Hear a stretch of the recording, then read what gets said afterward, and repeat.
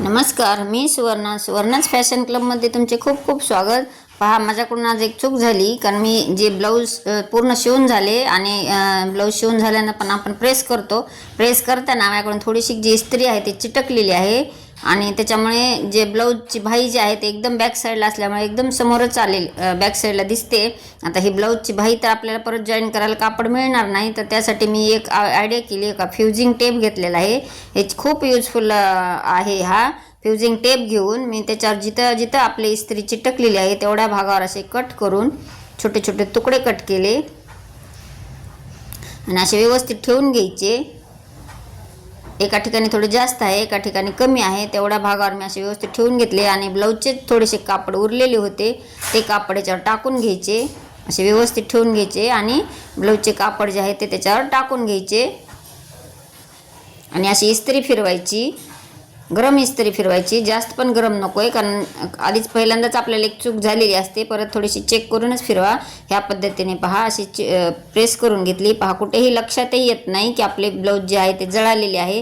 ह्या पद्धतीने इस्त्रीच्या सहाय्याने असे चिटकल्या जाते आणि एक्स्ट्राचे कापड आता कट करून घ्यायचे. हे पहा, कट करून घेतले. पहा, तुमच्याही लक्षात येत असेल की मी चिटकून घेतलेले आहे आणि वरूनही लक्षात येणार नाही की अजिबात आपण की हे आपली चूक झालेली आहे म्हणून.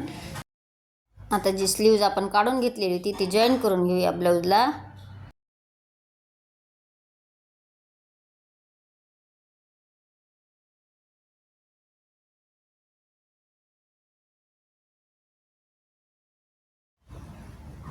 पहा, मी ब्लाऊजला जे आहे ती स्लीव जॉईन करून घेतली.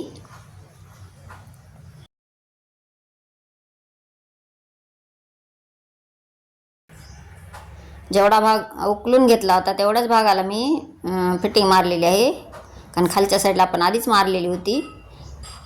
इंटरलॉकही करून घेतले. ही चूक तर अशी तर कुणाकडून होऊ नये, जर झाली तर कशी सुधारायची यासाठी मी हा व्हिडिओ बनवलेला आहे. ही आयडिया माझी कशी वाटली, आयडिया जर आवडली जर असेल, तुम्हाला थोडी जर युजफुल वाटली असेल तर एक लाईक करा. चॅनलला नवीन असाल तर सबस्क्राईब करा. पहा, कुठेही तुमच्याही लक्षात येत नाही आणि कुणाला दाखवले तरी कुणी म्हणणार नाही की हे ब्लाऊज आपली इस्त्रीच्या सहाय्याने चिटकले होते. संपूर्ण व्हिडिओ पाहिल्याबद्दल धन्यवाद.